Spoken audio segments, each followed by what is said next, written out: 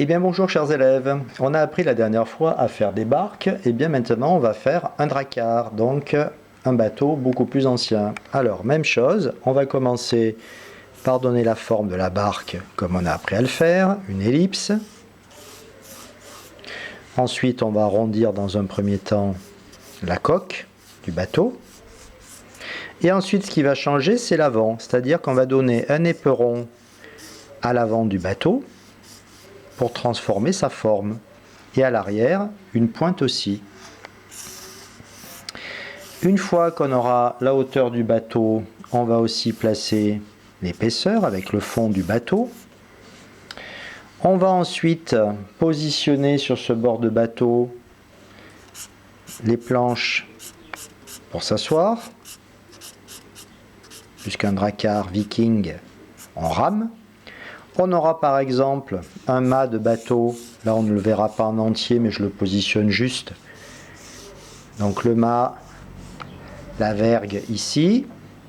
Ensuite pour faire le tissu, là on va faire un drakkar replié, on fait d'abord des cercles.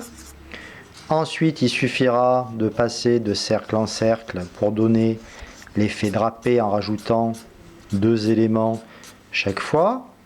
Le cordage, 2 petits éléments pour tenir, par exemple. Voilà. Et bien sûr, pour tenir ce mât, des câbles tendus, par exemple ici. Ensuite, pour le côté viking, on va rajouter des boucliers entre chaque élément. Donc plus on va vers le milieu, plus on fait des boucliers gros, plus on va vers l'arrière, plus on fait des boucliers petits. De l'autre côté, on ne verra que l'arrondi des boucliers. Vous voyez bien. Et ce qui manque à l'avant, le dragon. Donc on va rajouter une tête, comme on a appris à la faire ici, les yeux, peut-être des cornes, ce qu'on appelle la proue du navire qui va venir se raccorder ici à l'avant. On travaillera l'intérieur de la bouche, donner un effet tridimensionnel, rajouter quelques effets écailles par exemple. Donc là c'est à vous de travailler votre forme de dragon, crinière pourquoi pas, c'est ce qu'on appelle la figure de proue. On rajoutera ensuite les effets d'ombre, les boucliers des vikings, vous les travaillez aussi, l'arrière, et ensuite on va placer entre chaque bouclier les rames. Donc on fait d'abord des axes en parallèle, de la même longueur, comme si on faisait une perspective, et ensuite on va rajouter de quoi ramer. Donc les rames, là aussi je marque mon axe, voilà, et il me suffira de rajouter mes rames en travaillant mon effet.